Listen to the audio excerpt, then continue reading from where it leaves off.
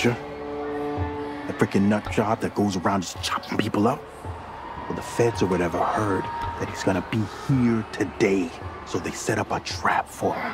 I've been talking to you on and off for over 2 23 decades. years, yeah. I don't know if you remember me or not. Congratulations on everything. Yes. What is the value in taking a break? Because a lot of people are loving what they're calling the renaissance of Josh Hartnett. I know you took a... What is the value of taking that nice break to focus on some other things? You know what's interesting is that, like, from my perspective, I wasn't taking a break per se, as I just like changed directions from what people expected of me in the industry. I'm contrarian, like I want to do things that people don't expect. It's more fun, I think, for an audience to see an actor do things that are unexpected. And unfortunately for a while, people didn't want to see that. People were not interested, or within the industry, not interested in really promoting those movies. So some of those movies, as worthy as they were, as good as they were, they just went under the radar. But then recently, for whatever reason, people have become really interested in seeing me play these different characters, and now I get to work in a bigger way with, you know, more people coming to see it. So why do you think the shift? How do you explain it? That's a good question. I mean, first off, like working with directors that everybody wants to see their movies does help. But when you work with directors like M. Night, or you work with directors like Chris Nolan, or Guy Ritchie, or even Raoul Peck, it all kind of comes out in a larger way, and so people are necessarily just going to be introduced to it in a different way. You know, M. Night, he just posted recently a very funny fan picture that holding up a sign, "Thanks for the childhood trauma." And I'm wondering, what was that movie for you? Is there a movie that genuinely could have led to some therapy sessions? Huh. Well, I thought Signs was terrifying. Yes. Yep. Like, Sixth Sense was the first one, and we didn't know what to expect, and it was really creepy. But I didn't, like, at the end of it, I was amazed, and I was like, this guy's an incredible filmmaker, but it didn't scare me. It just was like, wow, what great filmmaking.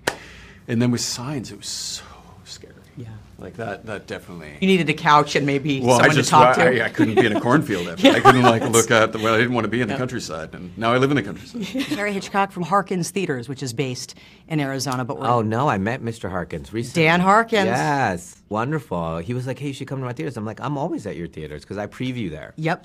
That's right. You do preview down there. Yeah. That's great. Thank you for doing that. I love the picture that you recently posted with the fan holding up a sign, "Thanks for the childhood trauma." I'm curious, what was that movie for you, where you thought, you know what, I could use a therapist and a couch right now? That definitely was The Exorcist. Yeah. Yeah, definitely was The Exorcist. I saw it, obviously, much after it came out, but I saw it on HBO. That time, HBO was always not for kids. Right. It was like he was even daring to get to watch HBO, especially in an Indian household.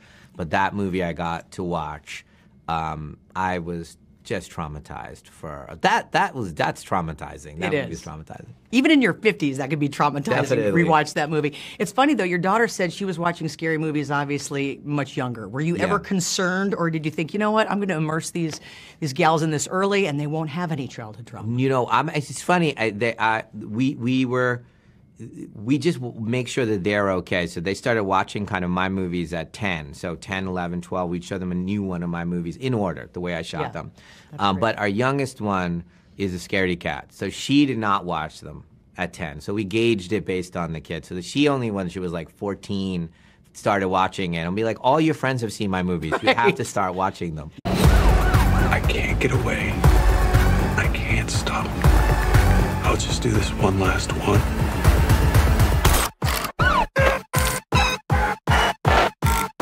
Enjoy the rest of the concert.